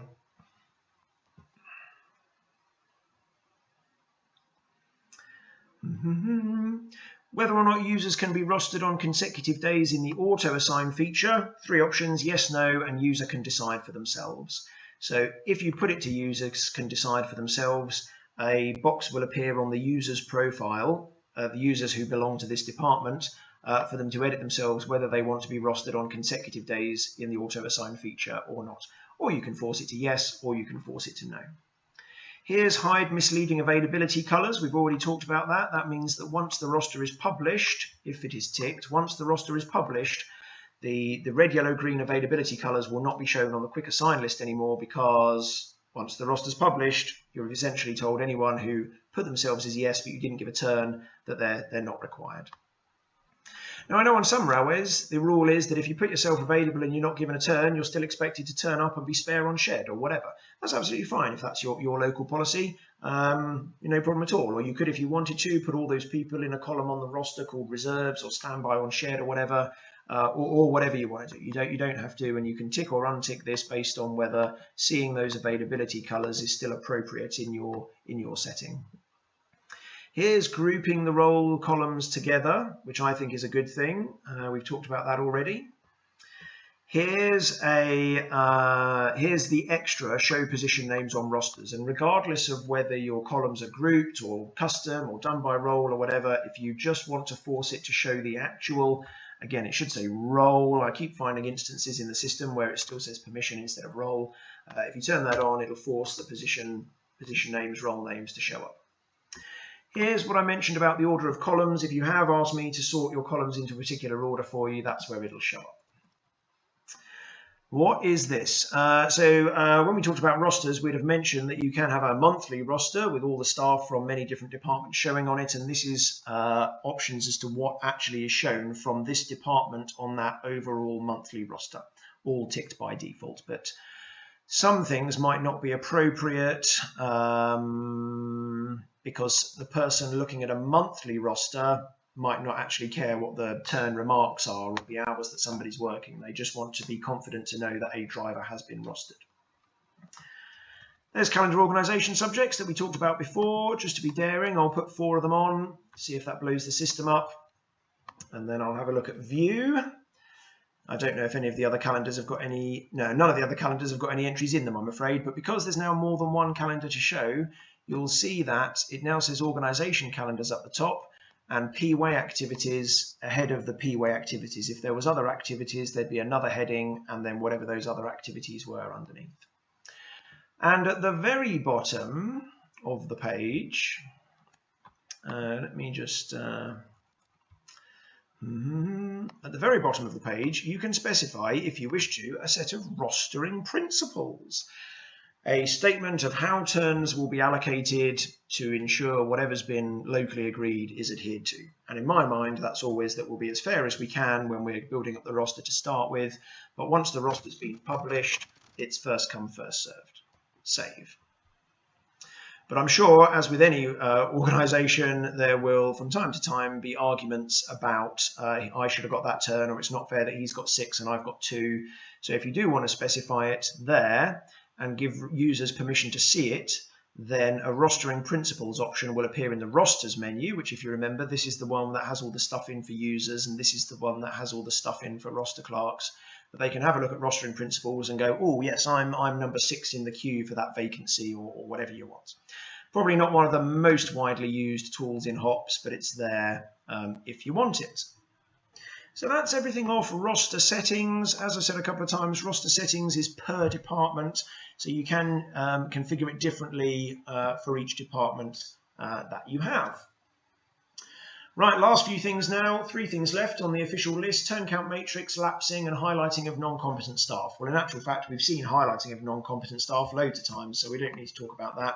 There we are, people highlighted in red because they haven't got the competence that the turn requires in terms of the role and the competence level. So in fact, only 2 things to talk about then: the turn count matrix and lapsing. So I'm going to go back to my signalman's example, because I know that's got lots of data in it, because I always use it as an example.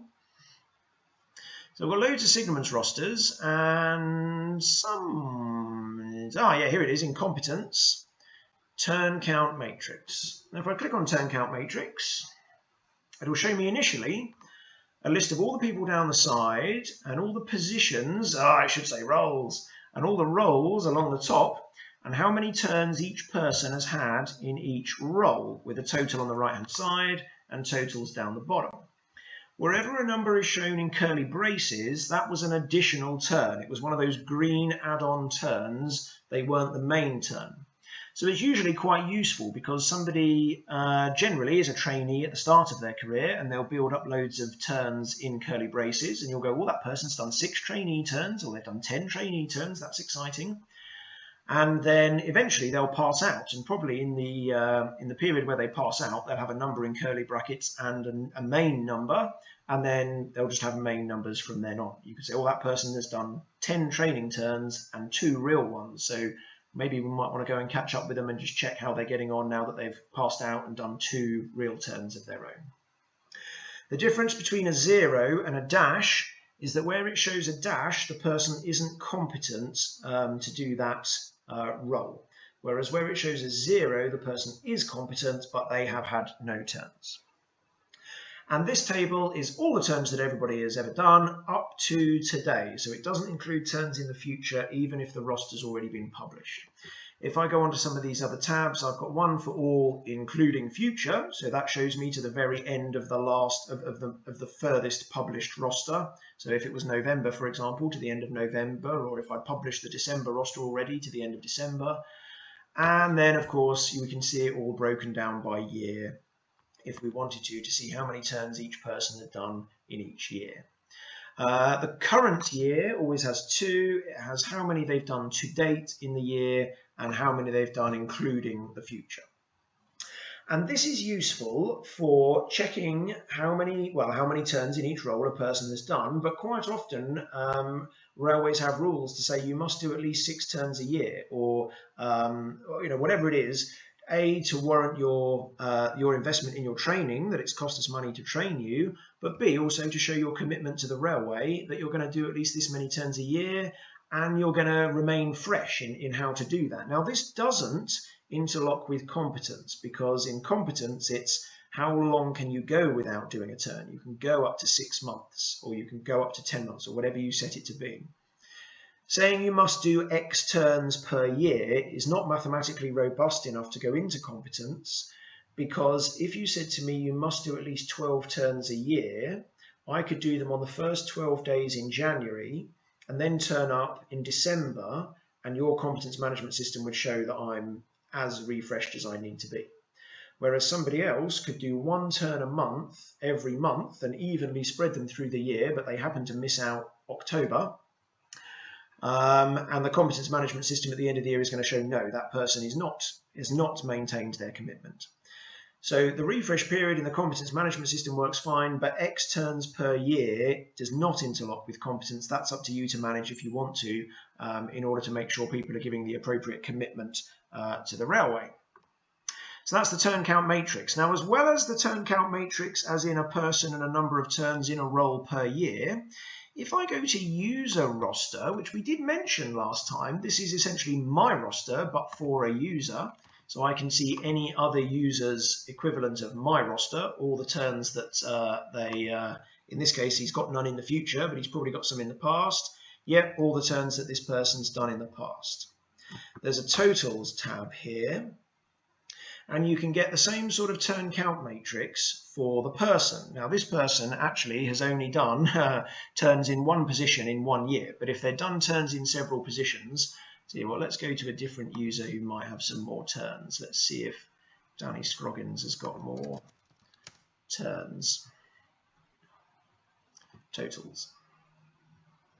Right, so this is a bit more juicy. So there's 3 years along the top and a total, all the positions from all the departments down the side, and how many turns I did in each of the roles in each of the years, with a total of the number of turns I've done for each year, and a total for the number of turns I've done in each role, and a total for the number of turns I've done altogether. And if those turns have times on them, it can produce the same information in hours. Because sometimes a person's commitment might be more appropriately judged in hours, or a person's experience might be more appropriately judged in hours. Somebody who does 12 turns, nipping in for half an hour in the morning to get the loco off shed, will rack up 12 turns to their name. But somebody who's only come in twice and done two 12-hour shifts has actually worked more. They've worked 24 hours. So seeing it in hours is often much more telling than seeing it in number of turns.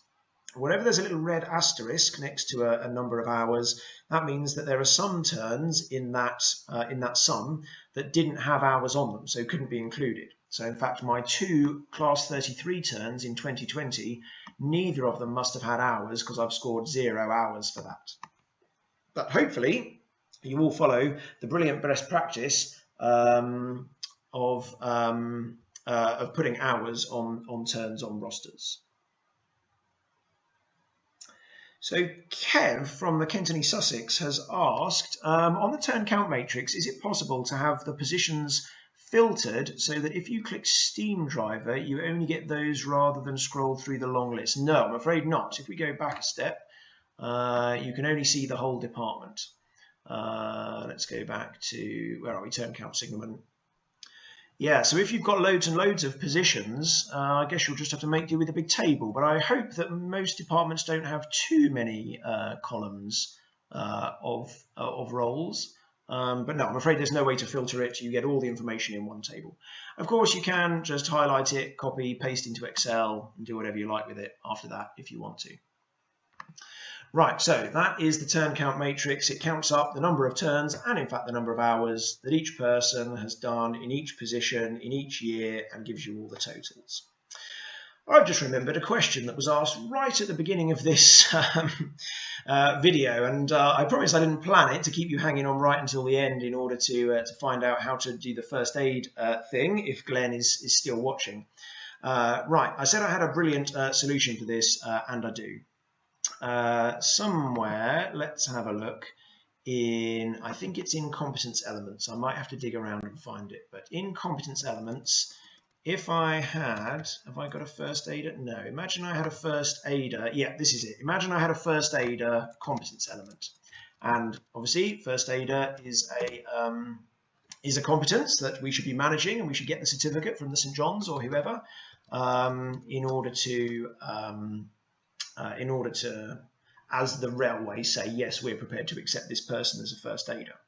So I've made you must select a group. Oh, okay, good answer. Yeah, we'll put it in safety. So we'll make a competence element called first aider. And down here somewhere, down at the bottom in the advanced options, is a show first aid symbol. And the clue is, the hint is, show the first aid symbol on rosters next to names of staff who are competent in this element. So if I press tick, anybody who is a first aider, first aider, there it is, will have this little first aid symbol next to them automatically without you having to select anything to say show the symbol next to this person. So I'll give it to me. Yeah, back to overview. Right, in fact, we'll go back to first aider list. And I might have to play around with roster settings in order to get it to show up, but we will have a look.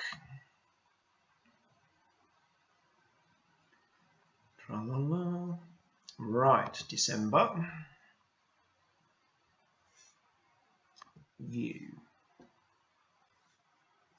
No plating was required. There it is next to my name because I've got that competence element. If that competence element went away, then the little plus first aid symbol would go away. If I update this so that I'm not competent, not competent, save, and then I go back to the diesel roster and refresh it. Hopefully the little plus symbol will go away, which it hasn't. Oh, well, I know you all like it when I do things when they don't work properly, but I'll obviously get on and fix that. So when it works, very embarrassing, when it works, that's a much better way of showing who could be a first aider in a gang on rosters rather than, for example, having an extra role called first aider or anything like that. So I hope that answers your question, and I know you always love it when I do things and they don't work properly. So I'll get on and fix that to make sure it correctly respects whether the person is competent as a first aider or not. Right, the very last thing on the list then is lapsing, just to show that this does work. Again, we might have to tinker around a little bit. Let me go back to, you're very welcome, Glenn. Thank you very much. Sorry, it didn't work properly. Let me go back to Signalman. We might have to tinker around a little bit to get this to work, but we will see what happens. So I'll tell you what I'll do first of all. I will get rid of all the turns off the roster. No, I'll tell you what I'll do. I'll have a look at department competence.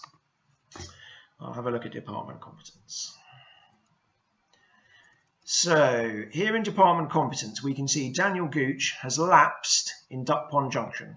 And if I press it, if I click on the word lapsed, it'll show me here that the lapse period in Duck Pond Junction is 8 months. His most recent turn was on the 1st of December 2019, so he lapsed on the 1st of August 2019. 1st of December plus 8 months is the 1st of August.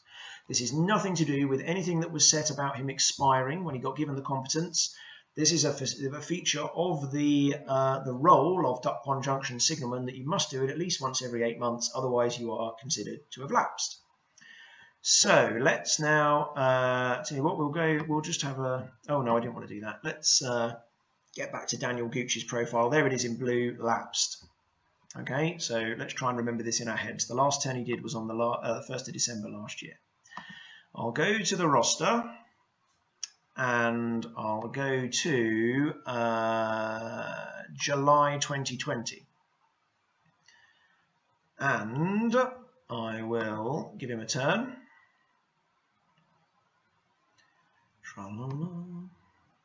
That new turn.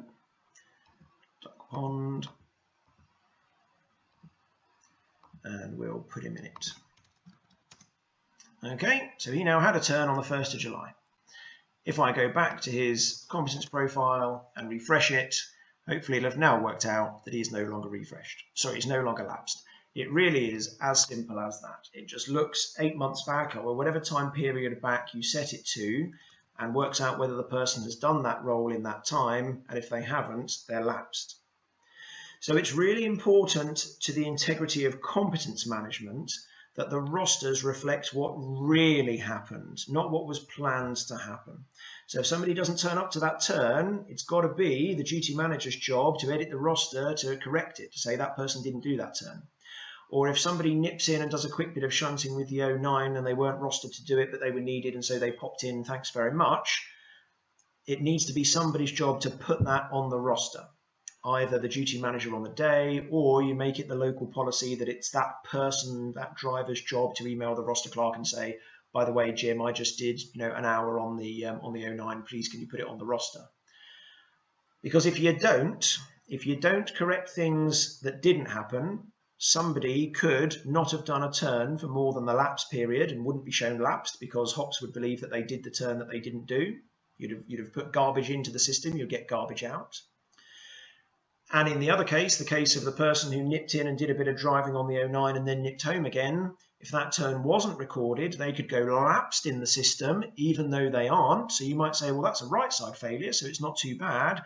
Well, it is bad because then you're cultivating people not believing when it says lapsed. Oh, it says lapsed on the 09 for me, but I've done it, 3 times in the last 6 months and it just isn't in HOPS, so I'm not actually lapsed. Well, the moment you accept that as a valid argument, you might as well not bother having a competence management system. It's always best to put accurate information into the system and get accurate information out.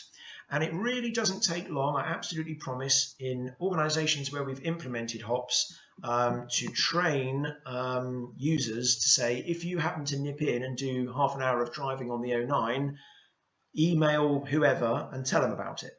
Or to make it the duty manager's responsibility to say, if somebody comes in and just does a quick bit of driving, or just comes in and does a quick bit of whatever, or somebody goes sick and doesn't turn up for their job and somebody else does it instead, keep the rosters in HOPS up to date.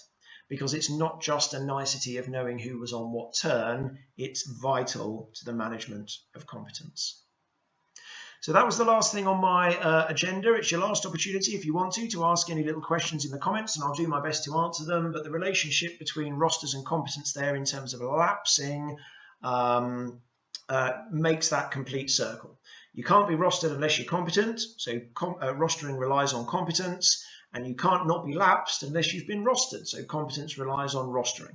The two are, interlocked together so that you can never break out of that circle of a snake eating its tail. Any final questions, please put them in the comments. Otherwise, I hope this has been useful. There's been quite a lot of updates in HOPS over the last week or so. So do have a look on HOPS on YouTube to see some videos of what we've been up to. Do have a look in system and then system updates. And always, if anything ever seems to not function in the way that you think it should or the way it did yesterday, system updates is always a good place to go to have a look and see what we've been up to and what we've changed and how it now works differently. And hopefully you'll love all the changes, and some of them inevitably people won't, but I can't please all the people all the time. But I have now started to make a big effort to make YouTube videos, as you can see here, when we make some changes to explain them nice and thoroughly. Well, in the absence of any more questions, I'll leave it there. We will, of course, have a HOPS virtual workshop number, what are we up to, 12. If you want to suggest what that workshop should be on the subject of, then please feel free to write in and ask. But I think, at long last, we have got to the end of almost every single feature that HOPS rostering has, and we can move on to talking about something else next time. So thank you very much. I hope you all have a pleasant and safe week, and I'll see you again. Goodbye.